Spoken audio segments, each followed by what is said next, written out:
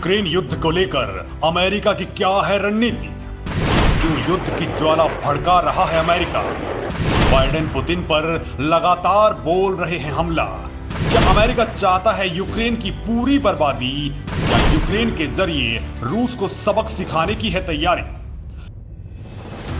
दोस्तों, एक तरफ भारत समेत कई देश हैं जो रूस और यूक्रेन युद्ध की धधक रही ज्वाला को शांत करना चाहते हैं, तो दूसरी तरफ अमेरिका है जो लगातार युद्ध को भड़का रहा है, आग में घी डालने का काम कर रहा है।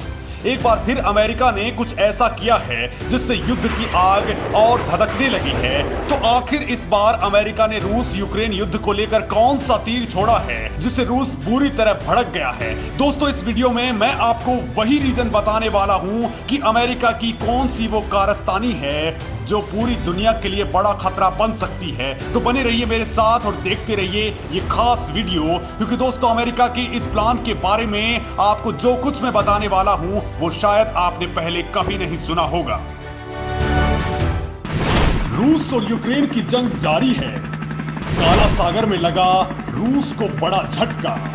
दोस्तों, यूक्रेन युद्ध में रूस को सबसे बड़ा झटका लगा है। दरअसल काला सागर में रूस का सबसे बड़ा युद्धपोत तबाह हो चुका है। रूसी रक्षा मंत्रालय ने इसकी पुष्टि कर दी है। दोस्तों, रिपोर्ट्स के मुताबिक रूस का ये मिसाइल क्रूजर काला सागर में तैनात था और दुश्मनों पर लगातार नजरें बनाए हुआ था, लेकिन अचानक इसमें आग लग गई, जिसके बाद ये मिसाइल क्रूजर अब तबाह हो चुका है।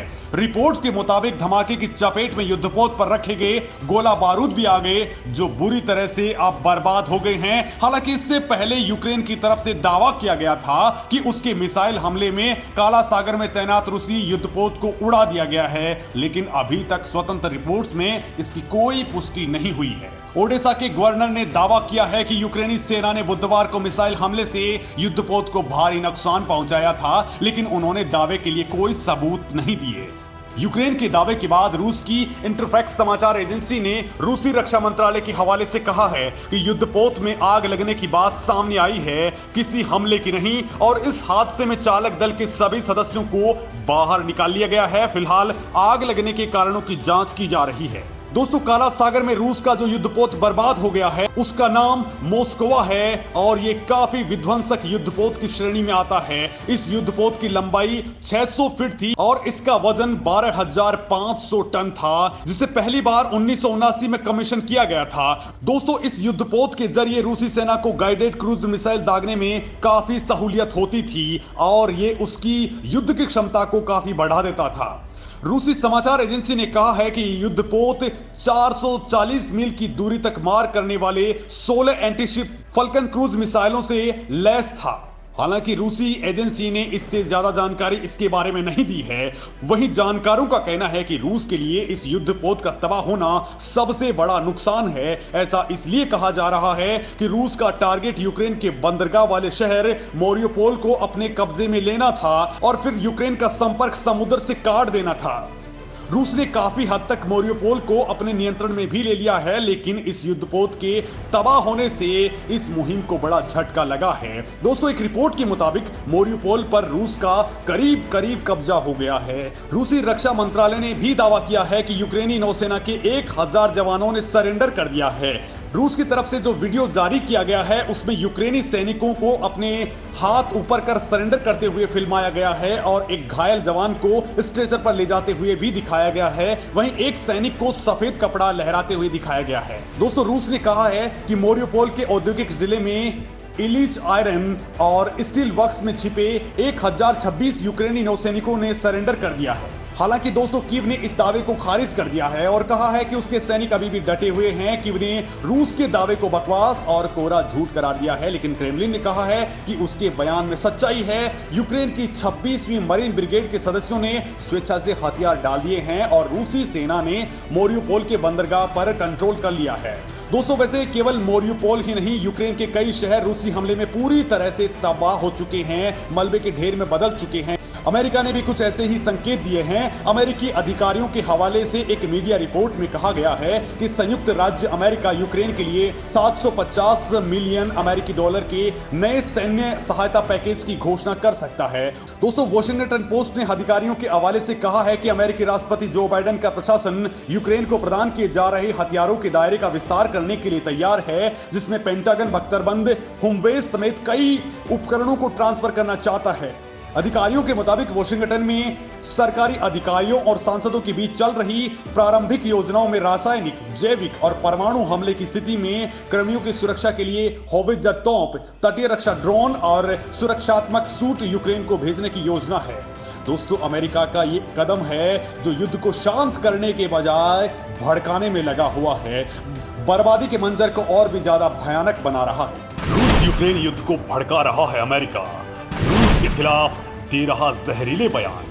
दोस्तों, अमेरिका के राष्ट्रपति जो बाइडेन ने पहली बार व्लादिमीर पुतिन की सेना पर यूक्रेन में नरसंहार करने का आरोप लगाया है। दरअसल रूस मारिउपोल शहर पर कब्जा करने के लिए अपने अभियानों को और तेज कर चुका है, जिसके बाद लेटेस्ट रिपोर्ट में यूक्रेनी अभियोजकों ने कहा है कि राजधानी के बाहर इमारतों में लोगों की गोली मारकर हत्याएं कर दी गई हैं, जबकि कीव की घेराबंदी खत्म होने के बाद अब रूसी सैनिकों के अत्याचारों के मामले सामने आने लगे हैं।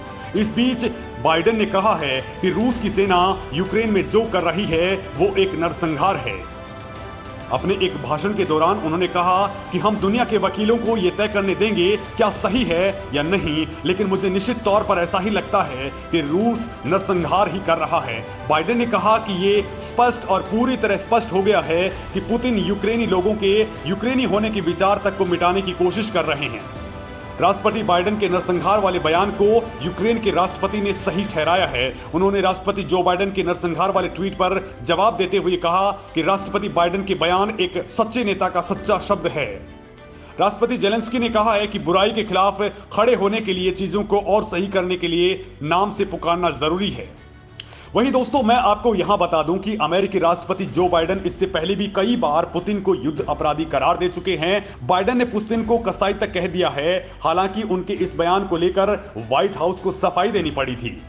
दुनिया के कई देशों ने भी उनके इस बयान की निंदा की थी, बावजूद इसके बाइडेन ने इसे सही ठहराया था। दोस्तों, बाइडेन के साथ साथ पश्चिमी देश लगातार रूस पर यूक्रेन में मानवाधिकार उल्लंघन और आम नागरिकों की हत्या करने का आरोप लगा रहे हैं। पश्चिमी देशों ने रूस पर यूक्रेन में रासायनिक हथियारों के इस्तेमाल करने के भी आरोप लगाए हैं। दरअसल एक यूक्रेनी रिपोर्ट के मुताबिक एक रूसी ड्रोन ने इस इलाके में जहरीले पदार्थ की बारिश की है।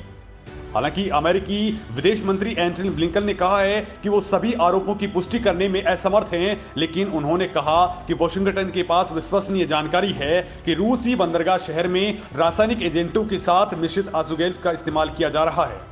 लेकिन दोस्तों, इस बीच बड़ा सवाल ये उठता है कि आखिर अमेरिका क्यों रूस और यूक्रेन युद्ध को समाप्त नहीं होने देना चाहता? इसके पीछे उसकी मंशा क्या है? इस मामले में जानकारों का कहना है कि अमेरिका यूक्रेन के कंधे पर बंदूक रखकर अपना हित साधने में जुटा हुआ है, क्योंकि लगातार उसके हथियार बिक रहे हैं, उसकी हथियारों की कंपनियां लगातार मुनाफा कमा रही हैं। वो रूस से अपना बदला लेना चाह रहा है, लेकिन अपनी धरती और अपनी सेना का इस्तेमाल किए बगैर। इसलिए वो यूक्रेन को लगातार हथियारों की सप्लाई कर रहा है, पुतिन को भड़काने वाले बयान दे रहा है, जिससे रूस चाहकर भी युद्ध को खत्म ना कर सके। दोस्तों, जानकारों का यहां तक कहना है कि अमेरिका रूस को इस युद्ध के जरिए कमजोर साबित करना चाहता है, जिससे दुनिया में रूस का दबदबा कम हो जाए और उसकी चौधराहट बनी रहे। अगर रूस ये युद्ध जीत जाता है तो अमेरिका की चौधराहट पर भी कहीं ना कहीं इसका बड़ा असर हो जाएगा। लिहाजा वो इस जंग को अब तक जारी रखना चाहता है।